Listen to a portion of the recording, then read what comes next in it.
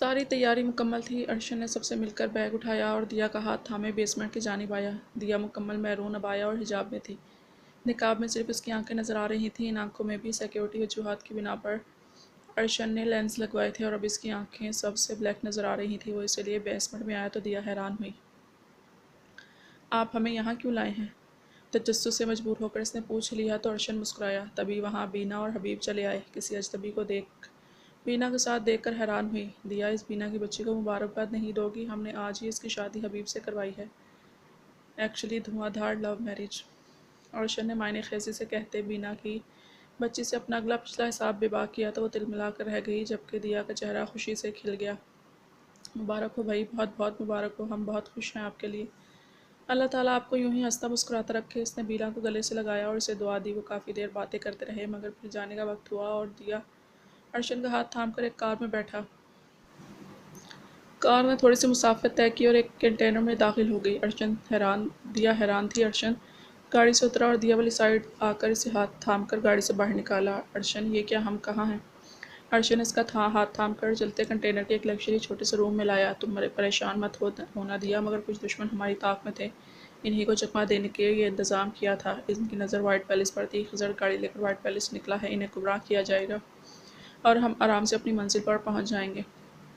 ارشد نے تفصیل سے بتایا تو دیا پریشان ہو گئی۔ ارشد، خضر، کچھ نہیں ہوگا میری جان، اللہ تعالیٰ کی امان میں انشاءاللہ کچھ نہیں ہوگا، اسے اپنی حفاظت کرنا آتی ہے۔ ارشد نے اسے آرام دہ صوفے پر بٹھا کر اس کا سر اپنے سینے پر رکھا۔ دیا نے بھی سکون محسوس کیا۔ وہ لوگ صحیح سلامت ایئرپورٹ پہنچے تھے۔ خضر پر حملے کی اطلاع ملی تھی مگر خضر نے ارشد کو فون کر کے بتا دیا تھا کہ وہ بالکل ٹھیک ہے۔ تب دونوں پرسکون ہو گئے۔ سفر کا آغاز انتہائی خوبصورت تھا۔ دیا اور ارشد کی فلائٹ سب سے پہلے دبئی کی رکی تھی اور ان لوگوں نے وہاں پر احرام باندھ کر پھر آگے کا سفر کرنا تھا۔ ایئرپورٹ پر آتے ہی دیا اور ارشد فریش ہونے اور احرام باندھنے کے لیے دیا لیڈیز اور سائڈ، جبکہ ارشد مردانہ واش روم میں چلا گیا۔ وضو کرنے کے بعد دیا نے اپنے بالوں کو اچھی طرح سے باندھا اور ان کے نیچے حجاب کیپ پہنی، جبکہ اوپر بہت ہی صاف پاکیزہ سفید رنگی لمبی سی چادر کا احرام سے تم کیا، جس سے وہ پوری طرح ڈھک گئی تھی۔ وہیں دوسری طرف دو کپڑوں میں من احرام ارشد نے زیب تن کیا، جسے پہننے میں اسے دقت پیش آ رہی تھی مگر یہ ضروری تھا۔ اس کے بغیر عمرہ نامکمل ہوتا یا قبول ہی نہیں ہوتا، یہ کہنا زیادہ بہتر ہوگا۔ ارشد نے کسی سے ہیلپ لے کر احرام پہنا۔ مرد احرام جب باندھتے ہیں تو بدن پر کوئی کپڑا نہیں ہونا چاہیے، صرف اور صرف احرام ہی ہو جو انہیں پوری طرح ڈھانپ دے گا، مگر ایک بازو بالکل برہنہ ہوتی ہے اور ٹخنے جنہیں نماز کے وقت بھی مردوں کو ڈھانپنے کا حکم نہیں، اس سے اوپر احرام باندھا۔ ارشد نے خود کو شیشے میں دیکھا۔ آج سے پہلے جس نے کبھی شلوار قمیض نہ پہنی، آج اللہ تعالیٰ کے در پر جانے سے پہلے اپنے آپ کو بالکل مختلف پایا تھا۔ وہ خود کو دیکھ کر مسکرا دیا۔ اپنے حجاز والے ساتھی سے انفارمیشن لی۔ اسی لیے انسان تمام عمر سیکھنے کے مراحل سے گزرتا رہتا ہے۔ جو وہاں فرسٹ ٹائم جاتے ہیں اکثر انہیں علم نہیں ہوتا کہ کیا کرنا ہے، کیسی بات کرنی ہے، اسی لیے اسے سیکھنے اور باقاعدہ سیکھ کر اس پر عمل کرنے میں کوئی مذائقہ نہیں، نہ ہی کسی قسم کی کوئی شرمندگی بات ہے، نہ ہی ایک مسلمان کو یہ سب سیکھتے ہوئے شرمندگی محسوس ہونی چاہیے۔ ایکسکیوز می، آپ بتائیں گے اس کے بعد کیا کرنا ہے؟ ایکچولی میرا پہلا عمرہ ہے، مجھے اتنی معلومات نہیں ہے، ارشد نے پوچھا تو وہ مسکرایا۔ پتہ نہیں میری پاگل بیوی کسی سے پوچھ بھی رہی ہوگی یا خود ہی لگی ہوگی۔ ارشد نے دل میں دہائی دی۔ جی بالکل سر، اب ہم یہاں پریئر روم میں جانا ہے اور 2 رکعت نماز ادا کرنی ہے، جسے نوافل کہتے ہیں۔ احرام باندھنے کے بعد ہر مسلمان 2 رکعت نماز ادا کرتا ہے۔ اوہ میری بیوی، وہ لیڈیز روم میں ہے۔ احمد جو اس کے ساتھ ہی فلائٹ پہ تھا وہ مسکرایا۔ سر آپ ویٹ کر لیں، وہ آ جائیں گی۔ شور، ارشد کہتا باہر نکلا۔ سامنے ہی دیا اس کو متلاشی نظروں سے دیکھ رہی تھی۔ ارشد اسے دیکھ کر مسکرایا، جو اس احرام میں حجاب باندھے ہوئے اور بھی حسین لگ رہی تھی۔ ارشد قدم قدم چلتا اس کے پاس آیا اور اسے پیار سے پکارا، مسز ارشد۔ دیا اچھل کر مڑی تھی، اسے دیکھ کر ہنسی آئی مگر لب دبا کر ضبط کیا۔ ارشد نے اسے گھورا۔ نور پاک بی بی صاحبہ، گناہ ہوتا ہے ہنسنے سے۔ اس طرز تخاطب پر دیا نے اسے گھورا۔ دیا، ارشد نام ہے ہمارا، سمجھے آپ؟ وہ مسکرایا۔ کہا تو نہیں لگایا ہم نے، ویسے بہت پیارے لگ رہے ہیں ہمارے عرش ماشاءاللہ۔ ارشد کے لبوں پر گہری مسکان نے احاطہ کیا، اسے مسکراتی نظروں سے دیکھا۔ Thank you Mrs Arshad. Arshad نے سنت نبوی صلی اللہ علیہ وآلہ وسلم کے مطابق پیار اور عقیدت سے اپنی بیوی، اپنی شریک حیات، اپنی محرم کا ماتھا چوما تھا۔ بلا شبہ یہ دونوں سب بہت حسین تھے اور خوبصورت لگ رہے تھے، مگر یہاں بارگاہ الہی میں حاضر ہو کر اللہ کے ہاں تمام مرد، تمام عورت، کالا گورا، امیر غریب، سب ایک سے ہیں۔ تقویٰ کی بنیاد صرف اور صرف خشیت الہی پر ہے۔ اللہ تعالیٰ کے ہاں کوئی بھی چھوٹا بڑا، کالا گورا نہیں، بلکہ سارے مسلمان مرد و عورت ایک ہیں۔ یہی اس دین کی خوبصورتی اور کشش ہے۔ اب چلیں، دیا نے اس سے مسکرا کر پوچھا۔ شور، پریئر روم میں جانا ہے، وہاں جاؤ، واپسی پر میں تمہیں یہیں کینٹین کے پاس ملوں گا، وہاں آ جانا، تم پہلے آؤ تو وہاں کھڑی ہو جانا، اور میں آ گیا تو میں ہو جاؤں گا، اوکے؟ پیار سے اس کے گال پر ہاتھ رکھ کے اسے سمجھایا تو دیا مسکرا کر ہاں میں سر ہلا گئی، اور وہ وہاں سے اپنی اپنی راہ لے لیے۔ احرام باندھنے کے بعد ان لوگوں نے 2 رکعت نوافل ادا کیے اور ایک نیت کی جو احرام باندھنے کی اور عمرے کی جاتی ہے۔ الہی، میں عمرے کی نیت کرتا ہوں اور میں نے احرام باندھ لیا ہے، اسے میری طرف سے قبول فرما، آمین۔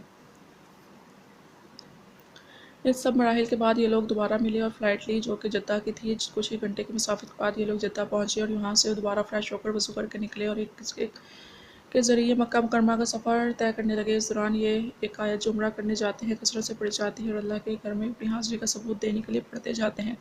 وہ لوگ زور سے اس کو پڑھنے میں مصروف تھے۔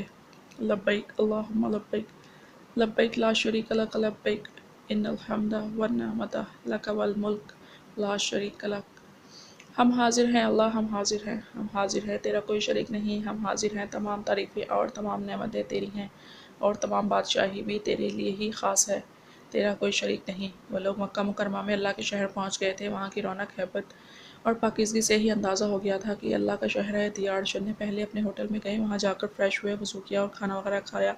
کھانے کے بعد کچھ دیر ریسٹ کرنے کے بعد وہ لوگ وہاں سے نکلے اور حرم طیبین کی طرف چل دیے۔ ان کا ہوٹل حرم شریف کے بالکل سامنے ہی تھا، مکہ ٹاور جو کہ بہت دور سے ہی نظر آتا تھا۔ یہ ہوٹل ایک گھڑی کی شکل اختیار کیے ہوئے تھا۔ وہ لوگ پیدل چل کے کچھ ہی دیر میں وہاں پہنچے۔ حرم کے کھلے صحن میں دیا ارشد ایک دوسرے کا ہاتھ تھامے اندر داخل ہوئے تو ان آنکھیں جیسے نور سے منور ہوئی تھی۔ آنکھیں جو نیند اور تھکن سے بوجھل تھی وہ پوری طرح کھل گئی تھی۔ وہ لوگ جیسے ایک ایک قدم آگے بڑھا رہے تھے، ان کے دل میں اللہ کے گھر کا حرم اور خانہ کعبہ دیکھنے کی امنگ تڑپ کر جاگ گئی۔ وہ لوگ بابا فتح دروازے سے نکل کر جیسے ہی اندر برآمدے میں آئے تو سامنے ہی خانہ کعبہ کا بے حد حسین منظر دکھائی دیا تھا۔ خانہ کعبہ اپنی آب و تاب اور ایک جاہ و جلال سے اپنی جگہ پر ایستادہ تھا۔ وہ اس کے پاس مقام ابراہیم بنا تھا جس پر کچھ لوگ بوسہ لے رہے تھے، جس میں ابراہیم علیہ السلام کے پاؤں مبارک کے نشان تھے۔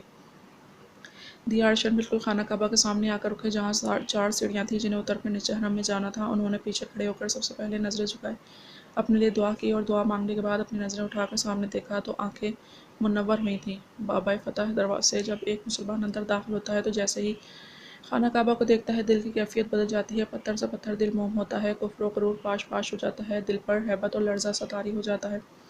ارشن اور دیا کی بھی بالکل سیم سچویشن تھی۔ وہ خرامہ خرامہ ہجوم سے راستہ بناتے آگے گزرے تو سارے پردے واہ ہو گئے، نہ کوئی بندہ رہا نہ بندہ نواز۔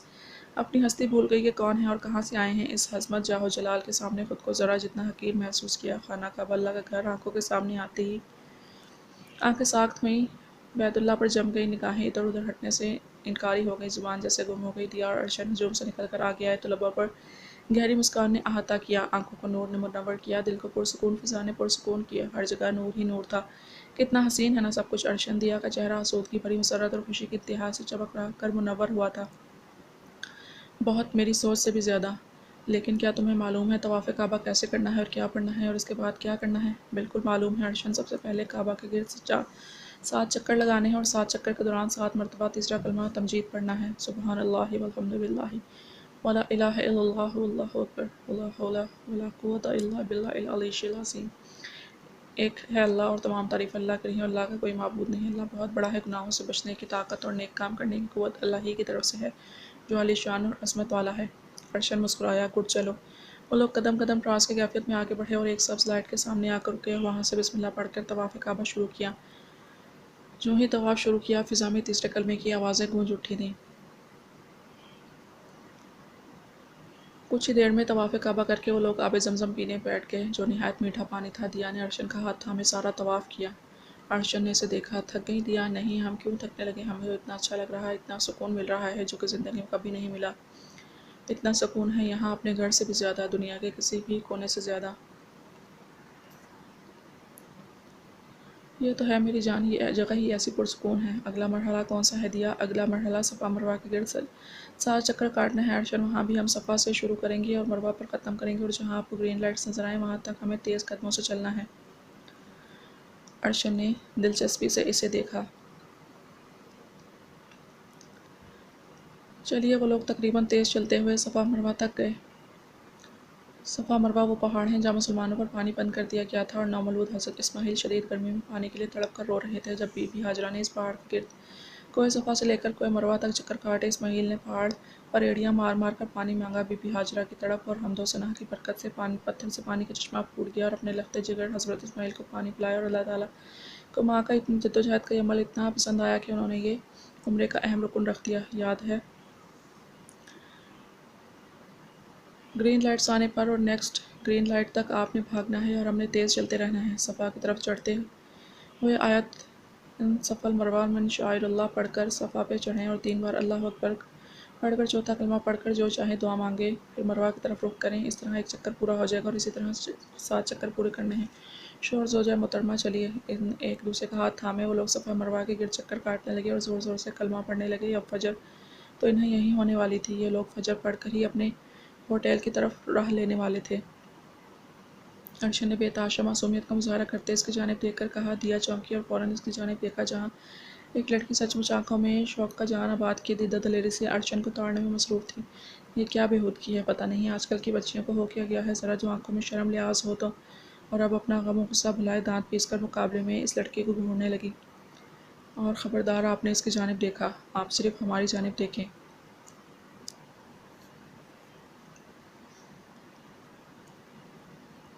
वो तिल मिलाकर अब अर्शन की जानिब घूमी जो आंखों में बेतहाशा शरारत की चमक लिए गहरा मुस्कुरा रहा था। मतलब वो कुछ बहुत गलत बोल गई थी, हमारा वो मतलब नहीं था, आप बस इसकी जानिब मत देखिएगा।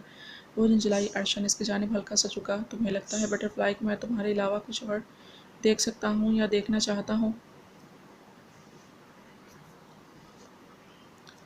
अर्शन ने इसका दिलकश सरापा निगाहों में भरते इससे पूछा।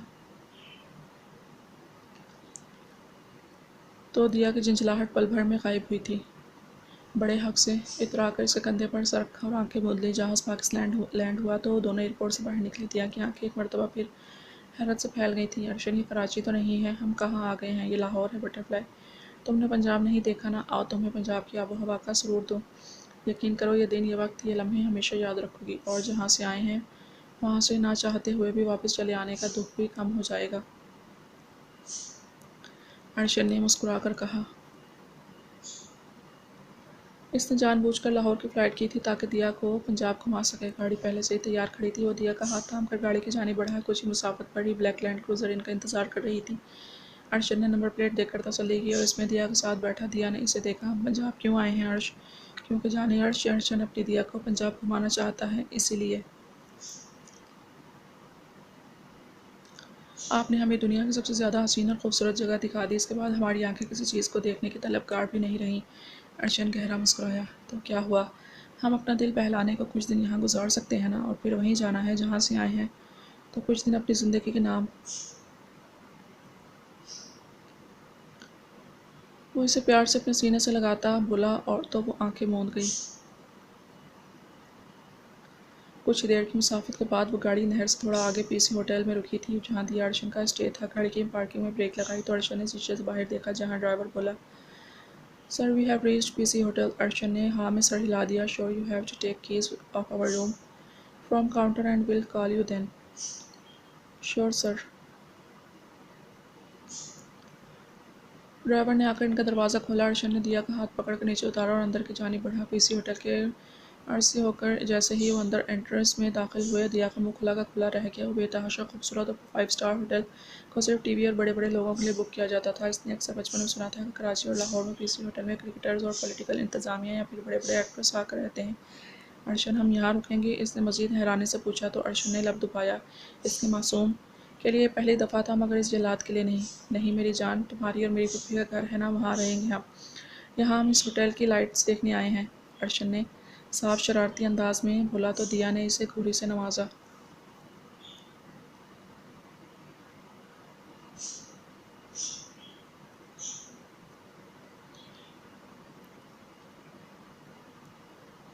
अच्छा सॉरी, बहुत मासूम हो तुम यार। ज़ाहिर है हम यहाँ ही रुकेंगे ना, मालूम है हमें, हम तो बस आपको टेस्ट कर रहे थे। वो एक अदा से बोली तो अर्शन शश कर उठा।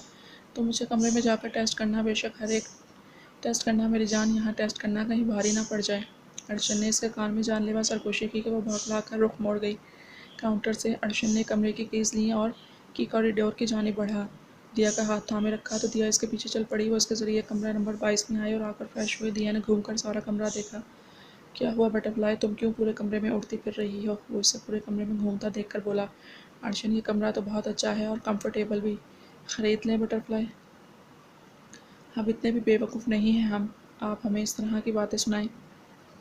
اس کی بات پر ارشن کہکہا لگا کر ہنس دیا اور اس کے کمر میں ہاتھ ڈال کر اپنے نزدیک کھینچ لیا۔ تمہیں کس نے کہا تم بے وقوف ہو؟ وہ اس کی چھوٹی سی ناک کو انگلی سے ٹچ کرتا بولا۔ وہ مسکرائی آپ کی باتوں نے۔ وہ بھی اسی کے انداز میں اس کی ناک کو پکڑ کر بولی تو وہ گہرا مسکرا دیا۔ You know what butterfly, وہ مدہوشی بھرے لہجے میں بولا، دیا کو کرنٹ لگا۔ 1 مہینے بعد وہ شاید ایسے لہجے میں واپس آیا تھا۔ کیا یہی کہ تم میرے لیے ہر بیوی کی طرح سر درد ہو؟ وہ لب دبا کر بولا تو دیا کو آگ لگی۔ ارشن، وہ اونچا چلائی اور اس کی گرفت توڑتی جا کر بیڈ پر بیٹھ گئی۔ جائیں ارشن، ہمیں آپ سے بات ہی نہیں کرنی، چلے جائیں، آپ بہت برے ہیں۔ وہ رونے کے انداز میں بولنے لگی تو ارشن بھوکلایا اور فوراً اس کے سامنے آ کر بیٹھا۔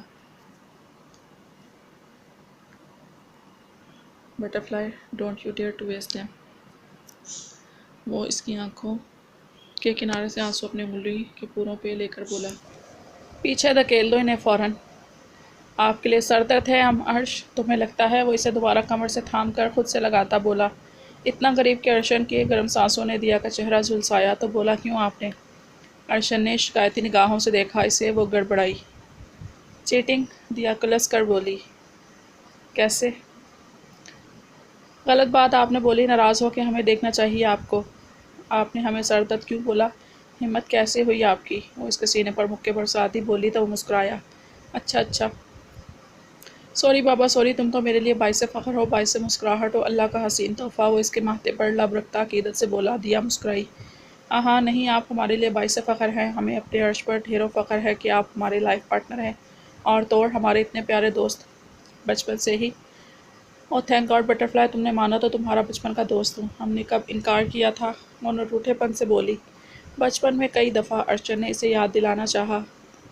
وہ تب ہم چھوٹے تھے نا ارش، اب ہم بڑے ہو گئے ہیں۔ اوکے میری جان، چلو اٹھو اور تیار ہو جاؤ، میں تمہیں آج پنجاب کے تاریخی مقامات کی سیر کرواؤں گا۔ لیکن کہاں؟ جیسے کہ شاہی قلعہ، بادشاہی مسجد اور داتا دربار۔ ان سب کی ٹھیک ہے، بس ہم 10 منٹ میں تیار ہو کے آئے۔ وہ اسی جذب کے عالم میں ارشن کا گال چوم کر وہاں سے اٹھی اور رفو چکر ہو گئی۔ ارشن پہلے حیران ہوا اور اس کی بچکانہ حرکت پر گہرا مسکرایا اور سر نفی میں ہلا کر بالوں میں ہاتھ پھیر کر شیشے کے سامنے تیار ہونے لگا۔ کچھ ہی دیر میں وہ لوگ تیار ہو کر دوبارہ کمرے سے باہر نکلے اور کوریڈور سے ہوتے پارکنگ کی جانب بڑھے۔ ارشن دیا کا ہاتھ تھامے گاڑی تک آیا اور اسے لا کر گاڑی میں بٹھایا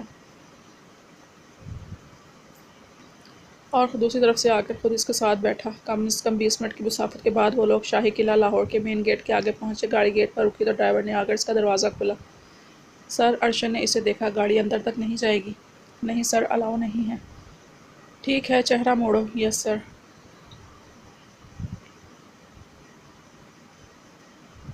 ڈرائیور نے فوراً چہرہ موڑا۔ ارشن نے مسکرا کر اپنا ہاتھ اسے تھما کر اسے اتارا اور اسے اپنے ساڑھ میں لیا اور اس کے ساڑھ میں ہی چلتی آگے بڑھی۔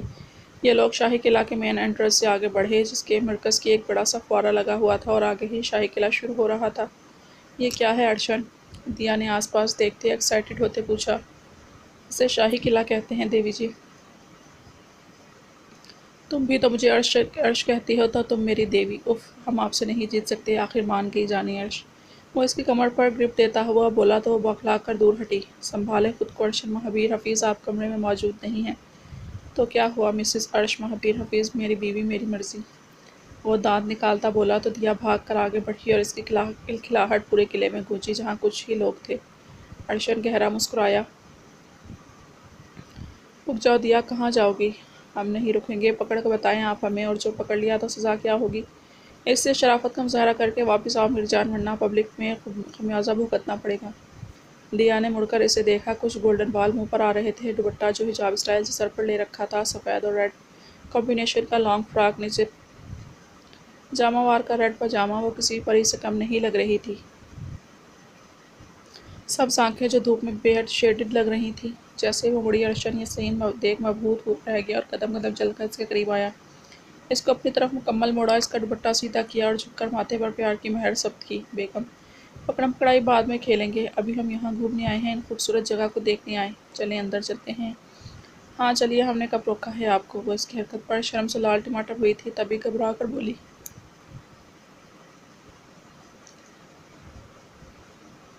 چلو ارشن، اسے حصار میں لے کر آگے بڑھا دیا۔ تمہیں یاد ہے جب ہم سوشل اسٹڈیز میں پڑھا کرتے تھے جس میں مغل اعظم کے دور میں یہ قلعہ بنایا گیا تھا؟ یہ قلعہ 11ویں صدی میں بنا تھا اور اسے بنانے والے فاروقی رولر تھا 11، مگر بعد میں یہ شاہ جہاں اور باقی مغلوں نے 17ویں صدی میں اسے چینج کیا اور اسے اپنا نام دے دیا۔ جیسے جیسے آگے بڑھی اس کے لب واؤ کو شیب میں ڈھلتے رہے۔ شاہی قلعہ پہلے لاہور کا متبادل نام ہے۔ مغلوں کی حکومت ختم ہونے کے بعد رنجیت سنگھ جو سکھ سلطنت کا بانی تھا اس قلعے میں رہتا تھا۔ برِ صغیر میں جب انگریزوں کا راج شروع ہوا تو وہ یہاں رہتے تھے۔ لاہور فورٹ انٹری گیٹ تھا۔ اکبری گیٹ قلعہ لاہور جہاں سے ہم آئے وہ اکبری گیٹ تھا۔ 1567 میں اکبری دروازہ شہنشاہ اکبر نے بنوایا تھا۔ اکبری دروازے کے باہر مسجد 1614 میں مہارانی نے بنوائی تھی اور یہ اب بھی وہاں موجود ہے۔ اسے مشرقی دروازہ اور مستی دروازہ کہا جاتا ہے۔ یہ شاہی قلعہ کے 2 دروازوں میں سے ایک ہے۔ قلعہ لاہور یا شاہی قلعہ لاہور 20 ایکڑ پر پھیلا ہوا ہے اور 21 یادگاروں پر مشتمل ہے۔ یہ اس وقت وجود میں آیا جب مغلیہ سلطنت ختم ہو گئی اور مغل بادشاہ یا بادشاہ اکبر کا دور تھا جنہوں نے اس شاہکار کی دیکھ بھال کی اور اپنی نگرانی میں اسے اپ گریڈ کیا۔ سال 2005 سے 2006 کے دوران قلعہ لاہور کو تباہ شدہ حصوں کی بحالی کے لیے فنڈز بھی فراہم کیے گئے۔ یہ خوبصورت زمین کی تزئین قابل ذکر عمارتوں پر مشتمل ہے جو تاریخی عکاسی کرتی ہیں اور بہت بڑی تعمیراتی اہمیت رکھتی ہیں۔ اس قلعے کے دیگر پرکشش مقامات شیش محل، موتی مسجد، نولکھا پویلین، عالمگیری گیٹ ہیں۔ تعمیر میں پختہ اینٹوں کا استعمال کیا گیا ہے جو اب اچھی حالت میں نہیں رہیں۔ جب آپ شاہی قلعہ کے احاطے میں داخل ہوں گے تو آپ کو اپنے سامنے ایک خوبصورت باغ نظر آئے گا۔ کیسا لگا بٹرفلائی یہ سب جان کر؟ ارشن نے مسکرا کر اسے دیکھا۔ بہت خوبصورت ارش، لاہور میں نے سنا تھا بہت پیارا شہر ہے، مگر دیکھ لیا یہاں کے مقامات، مگر یہ سب کا چیز کا بنا ہوا ہے، کتنا پیارا آرکیٹیکچر ہے اس کا۔ بالکل، یہ سب منفرد مینوفیکچرنگ مواد۔ لاہور کے قلعے کی اس خوبصورتی کے پیچھے پوشیدہ راز سمر پیلس کی تیاری ہیں۔ چھت کی گنبد کی شکل اس محل کی ایک اور حیرت انگیز تعمیر ہے۔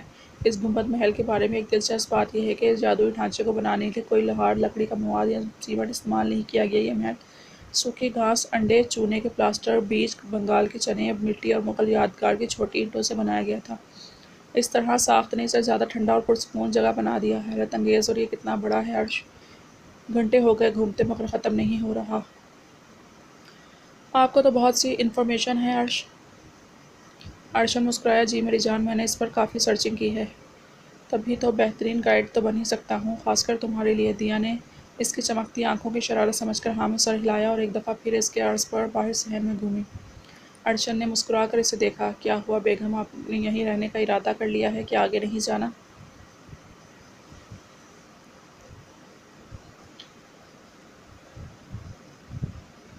آگے کہاں ارشن؟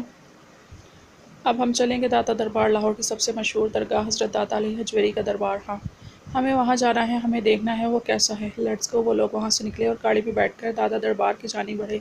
ویسے ارشن، ہم نے سنا تھا اس شاہ جہاں نے اپنی بیگم نور جہاں کے لیے محل بھی بنوایا تھا۔ کتنا اچھا تھا، کتنی محبت کرتا تھا کہ اپنی بیگم کی یاد میں محل ہی بنوا دیا۔ یہ تو ہے۔ ارشن جان کر کچھ نہیں بولا، وہ دیکھنا چاہتا تھا کہ آخر یہ کہنا کیا چاہتی ہے۔ دیا نے بری سی شکل بنا کر اسے دیکھا۔ کتنا فخر ہوگا اس کی بیوی کو اس پر۔ دیا نے پھر سوچا چھوڑا۔ ہوگا مجھے کیا، ویسے آج کل کے شوہر کہاں ہیں ایسے کہ اپنی بیویوں کے لیے محل بنوا دیں۔ ارشن نے چور نگاہوں سے اسے دیکھا۔ کہنا کیا چاہتی ہو، صاف صاف بولو میڈم، آپ ہمارے لیے کیا بنوا سکتے ہیں تاکہ ہم بھی کہہ سکیں ہمارے ارشن نے ہمارے لیے یہ بنوایا ہے ہمارے مرنے کے۔ وہ جان بوجھ کر اسے چھیڑ رہی تھی اس سے پہلے کچھ بولتی جب ارشن نے زبردست قسم کی گھوٹ سے اسے نوازا۔ بٹرفلائی، وہ چلایا۔ دیا کو اندازہ تھا کہ دکھتی رگ پر پاؤں آیا تو بھڑک اٹھے گا، مگر اس طرح سوری آرش، وہ بس ہم مذاق۔ واٹ دی ہیل دیا، ارشن یہ کس قسم کی بکواس؟ دیا سوچ سمجھ کر بولا کر، تم مذاق میں بھی بہت فضول قسم کی بکواس کر جاتی ہو، کسی دن بہت برا قسم کا نقصان اٹھاؤ گی تم، بہت برا پیش آؤں گا۔ سوری نا ارشن، میں بس ناراض تو نہیں ہونا، وہ رونے والے منہ بناتی بولی تو ارشن فوراً نرم پڑا۔ اچھا ٹھیک ہے، رونا مت شروع کر دینا، سوچ سمجھ کر بولا کرو، اگلی دفعہ ایسی بات کی تو مجھ سے برا کوئی نہیں ہوگا، سمجھی تم؟ وہ اسے اپنے ساتھ لگاتا اس کی نم پلکوں پر بوسہ دیتا بولا تو اس کی پلکیں لرز گئیں اور پلکوں نے بے اختیار پیارا سا رقص کیا۔ وہ دیوانہ یہ دیکھ کر مبہوت رہ گیا۔ کیا کرتی ہو بٹرفلائی، اپنی ان اداؤں کو قابو رکھو، کہیں ایسا نہ ہو میں تمہیں سیدھا ہوٹل واپس لے جاؤں اور تمہارے لیے مشکل پیدا ہو جائے۔ وہ اس کے کان کے قریب سرگوشی کرتا اس کے رہے سہے آسان خطا کر گیا تو وہ بوکھلا کر دور ہوئی۔ آپ شرم کریں، ابھی عمرے سے آئے ہیں اور ایسی باتیں۔ استغفر اللہ۔ ارشد نے لب دبایا اور استن کرنے کو کھسک کر سے قریب ہوا اور کمر پر اپنی شہادت کی انگلی سے لکیر کھینچی۔ دیا اچھل گئی۔ میں کون سا گناہ کر رہا ہوں؟ بٹر فلائی اپنی اکلوتی بیوی سے پیار کا اظہار ہی تو کیا ہے، اور جیسا کہ میں نے تمہیں پہلے بتایا کہ اپنی بیوی کو پیار کرنا ثواب ہوتا ہے، تو کیسا گناہ؟ کیا استغفر اللہ؟ تم کہو سبحان اللہ سبحان اللہ۔ شرم کریں، وہ چلا اٹھی، جبکہ ارشد قہقہہ لگا کر ہنس دیا۔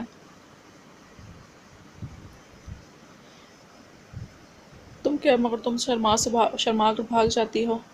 مائی انسنٹ سول۔ ارشد نے اسے خود سے لگایا اور پیار بھرے حصار میں قید کیا۔ اس کے ماتھے پر لب رکھے۔ ارشد، ہم بہت تھک گئے ہیں، ہمیں اب واپس جانا ہے، بس کچھ دیر یہاں، دعا کے بعد ہم واپس چلیں گے، پھر آرام کریں گے، اوکے؟ وہ اس کا گال تھپتھپا کر بولا۔ سر، ڈرائیور نے نگاہیں جھکائی، ارشد کو مخاطب کیا۔ ارشد نے دیا کو سیدھا کیا اور خود بھی سیدھا ہو کر بیٹھا۔ کہو سر، دربار میں 2 مین گیٹ ہیں۔ سب سے پہلے لیڈیز کا گیٹ ہے، جہاں جا کر میم آپ سے الگ ہو جائیں گی۔ اس کے بعد آگے جا کر مردوں کا گیٹ پر۔ دیا نے کچھ کہنے کو لب کھولے، ارشد نے ہاتھ کے اشارے سے اسے روکا۔ کیا اکٹھی انٹرنس نہیں ہے؟ نہیں سر، آج 3 سال قبل یہاں دھماکہ ہوا تھا، جس کی وجہ سے اکٹھی انٹرنس کی جاتی تھی، وہ گیٹ بند کر دیا گیا ہے، اب الگ الگ جانا پڑتا ہے۔ کوئی بات نہیں مائی بریو بٹر فلائی، تم یہاں سے اندر جاؤ، تمہارے پاس سیل فون ہے نا؟ تم زیارت الدعا کر کے جیسے فری ہو مجھے کال کر دینا اور باہر آ جانا، میں تمہیں یہیں سے پک کروں گا۔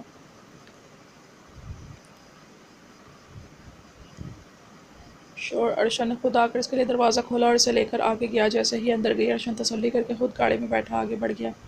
حضرت داتا علی حجویری کا وہ مزار، جہاں کی نگری ہر وقت غریبوں، امیروں، فقیروں، بادشاہوں کے لیے کھلی رہتی ہے، لاہور اسی وجہ سے سب سے زیادہ مشہور ہے، کیونکہ یہاں کی داتا نگری ہے اور یہاں سے کوئی بھی بھوکا نہیں سوتا۔ یہ بات پتھر پر لکیر ہے۔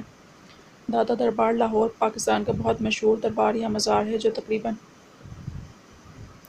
1000 سال سے موجود ہے۔ یہ سید علی بن عثمان الحجویری غزنوی کا مزار ہے۔ اس مزار کو لاہور کی ایک پہچان سمجھا جاتا ہے۔ جامعہ حجویریہ، جو ایک مسجد و مدرسہ ہے، اسی مزار کے ساتھ منسلک ہے۔ جتنی بڑی تعداد میں نمازی اس مسجد میں باقاعدہ نماز ادا کرتے ہیں، پوری دنیا کی حرمین شریف کے بعد مسجدوں میں نمازیوں کی تعداد کے حوالے سے اول فہرست میں رکھا جا سکتا ہے۔ 11ویں صدی کے دوران ایک فارسی صوفی اور عالم تھے، انہوں نے کافی حد تک اسلام کے جنوبی ایشیا میں پھیلنے میں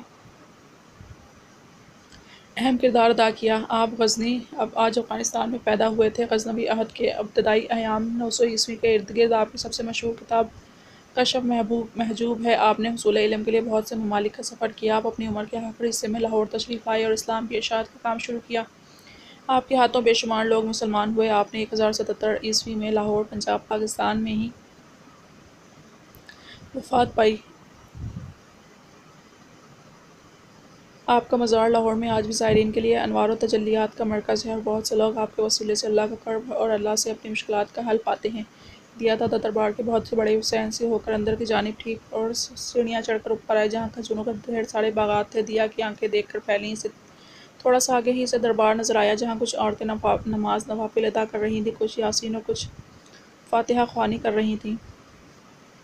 دیا چلتے اندر کی جانب بڑھی اور تھوڑا آگے جا کر وہاں پر پیچھے کھڑے ہاتھ اٹھائے اور عقیدت سے فاتحہ خوانی کی اور زیارت کی۔ وہاں ایک عورت دیا قریب آئی اور اس کے آگے اپنی مٹھی میں بند کچھ تبرکات اسے دیے۔ دیا نے سہم کر ناسمجھی سے اسے دیکھا۔ جی کیا؟ لے لو بیٹے، یہ تبرک ہے، کھا لو۔ سب لے رہے ہیں، اس نے پیار سے کہا۔ دیا چاہ کر بھی انکار نہ کر سکی اور چپ چاپ لے لیا۔ دیا نے بھی وہاں کچھ نوافل ادا کیے۔ دعا مانگ کر ارشد کو کال کی کہ وہ فری ہے، آپ باہر آ جائیں۔ ارشد نے تیسری بیل پر کال اٹھائی۔ آجاؤ بٹر فلائی، میں باہر ہی ہوں۔ وہ جو فاتحہ خوانی کر کے فوراً باہر نکلا تھا، اسے کچھ بولنے سے پہلے ہی بولا۔ دیا نے مسکرا کر فون کاٹا اور باہر چل دی۔ کچھ ہی دیر میں وہ باہر آئی تو ارشد سامنے ہی کھڑا تھا۔ ارشد نے مسکرا کر اسے دیکھا۔ وہ بھاگ کر بچوں کی طرح اس کے پاس آئی۔ کچھ ہوا؟ بچوں کی طرح اس سے پوچھا تو دیا نے اسی کے انداز میں انعام میں سر ہلا دیا۔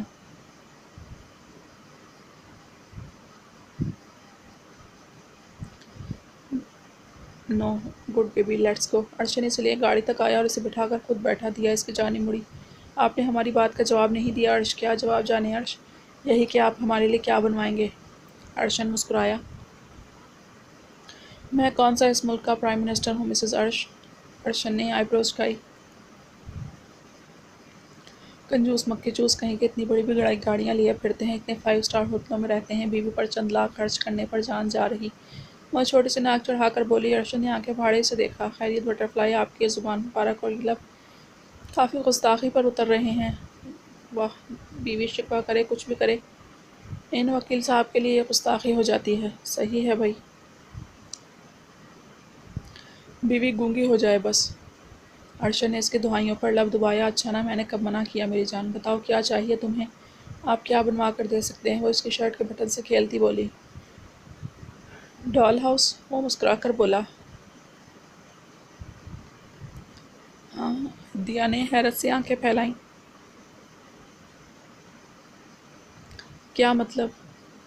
مطلب ابھی سمجھاتے ہیں میری جان، جسٹ ویٹ۔ وہ اسے حصار میں لے کر بولا۔ وہ چپ ہو گئی۔ کچھ ہی دیر میں گاڑی کسی ہوٹل کے بجائے کسی فارم ہاؤس پر رکی تھی، جس کی شیپ بالکل محل جیسی تھی، جس سے بالکل ڈال ہاؤس جیسی، جس کی چھت ہرٹز کی شیپ اختیار کیے ہوئے تھی۔ ارشن خود گاڑی سے اترا اور پھر آکرے سے اتارا۔ دیا نے آس پاس دیکھا جہاں اور بھی گھر موجود تھے۔ ہم کس کے گھر آ گئے ہیں ارشن؟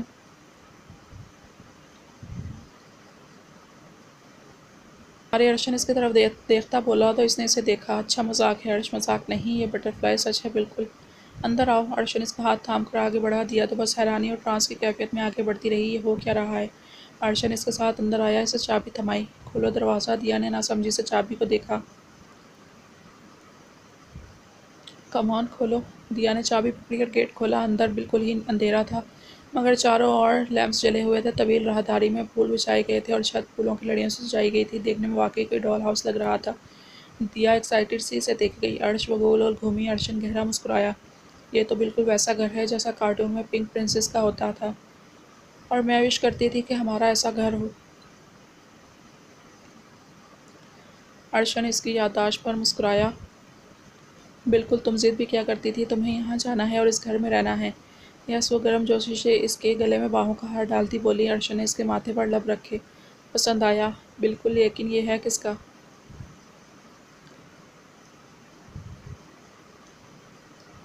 ہمارا۔ کیسے؟ اور لاہور میں؟ میں نے بہت پہلے یہ جگہ لی تھی اور پھر تمہارے لیے بالکل ویسا گھر بنوایا جیسا تم چاہتی تھی۔ سیکیورٹی وجوہات کی وجہ سے مختلف شہروں میں ہمارے ٹھکانے مختلف قسم کی بلڈنگز ہیں، کہیں کوئی کارخانے کی شکل میں تو کہیں ٹیوشن اکیڈمی، لیکن یہ خالص میں نے اپنی بٹرفلائی کے لیے بنوایا، صرف تمہاری خواہش کے مطابق۔ فیوچر میں ہم اپنے بیبیز کے ساتھ یہاں رہنے آیا کریں گے۔ وہ اپنی بیئرڈ اس کے نرم گال پر پھیرتا بولا تو وہ مسکرائی۔ I love you Arshan, I really love you. وہ آنکھوں میں محبت کا جہاں سموئی سے بولی تو ارشن گہرا مسکرایا۔ آئی لو یو ٹو میری جان۔ ارشن نے اس کی کمر کو سہلایا اور ماتھے پر پیار کیا۔ یہ آنسو مت آئیں دیا، ورنہ اسے خوشی میں بھی آنسو بہانے کی تیاری کرتے دیکھ وہ جھنجھلایا۔ نہیں نہیں، ہم نہیں رو رہے۔ وہ فوراً سے خود کو کمپوز کرتی بولی تو ارشن مسکرایا۔ چلو آگے۔ وہ اسے ان پھولوں سے بھری راہداری سے لے کر اندر آیا، جہاں ایک پیارا سا کمرہ تھا جو واقعی کسی رانی اور راجا کا لگتا تھا۔ شیشے سے بنا دروازہ اور فرش جو چمک چمک کر رہا تھا۔ کمرے میں فرش پر پڑے جگہ جگہ کچھ غبارے اور پھول، بیڈ شیٹ پر پڑے پھول، اور سامنے دیوار پر لگی بچپن کی دیا ارشن کی ایک فوٹو جو شاید اسکول کے کسی ٹیبلو میں ڈرامے کرتے وقت بنی تھی، جب دیا ہیر اور ارشن رانجھا بنا تھا۔ دیا نے اس کمرے کو دیکھا اور پھر پکچر کو۔ اس جہازی سائز گول بیڈ، سامنے پڑا بڑا سا ڈریسنگ، اور تو اور 50 انچ کی بڑی ایل سی ڈی۔ دیا بہت سا میجیکل سین دیکھے گی اور پھر اس کے پاس پکچر رہی ہے۔ تمہیں یاد ہے بٹرفلائی یہ کب کی پک ہے؟ دیا نے غور کرنا چاہا، مگر دماغ دھندلا سا ہو رہا تھا۔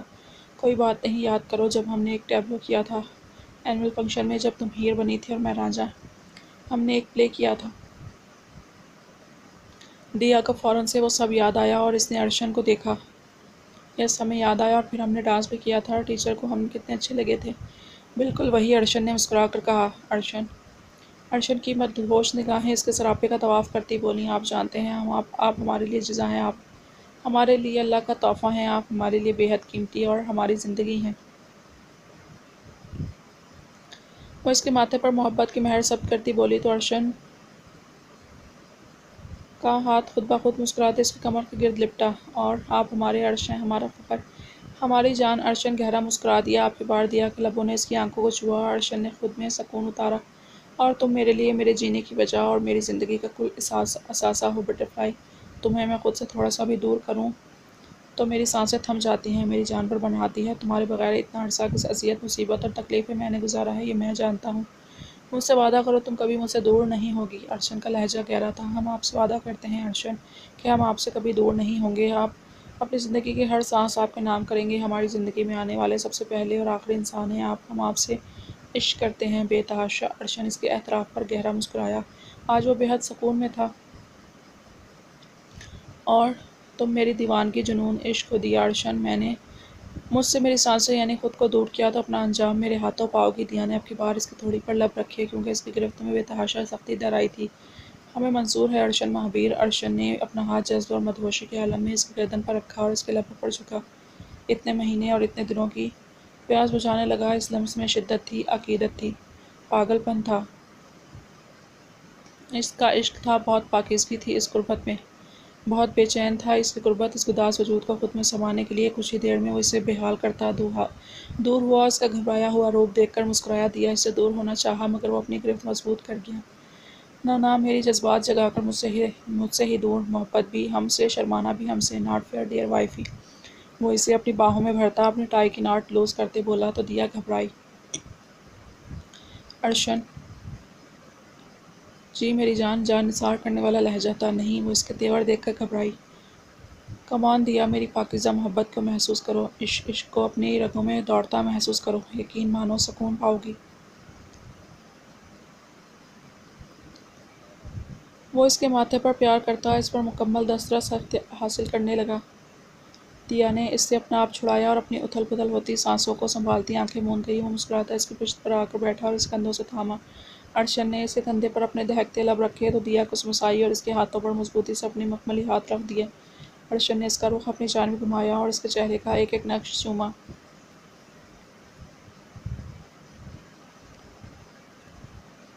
ارشن ہوٹل نہیں جانا؟ وہ گھبرا گئی۔ نو، وہ تو ویسے تمہیں گھمانے کے لیے گیا تھا، یہ سرپرائز دینے کے لیے سامان منگوا لیا ہے، اب سب کچھ بھلا کر ذرا مجھے اس مت ہوشی میں ڈوب جانے دو۔ ارش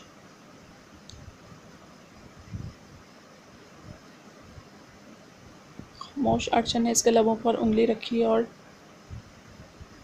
اس کی کان کی لو کو لبوں میں دبایا۔ دیا نے مضبوطی سے اس کی شرٹ مٹھیوں میں جکڑی۔ ارشن کی ایک بے باک حرکت نے اس کے 14 طبق روشن کر دیے تھے۔ دیا نے گھبرا کر اس کے سینے میں چہرہ چھپایا۔ ارشن نے اسے خود میں بیچا۔ وہ اسے محسوس کرتی اپنا آپ اس کے حوالے کر گئی اور سکون سے آنکھیں موند گئی۔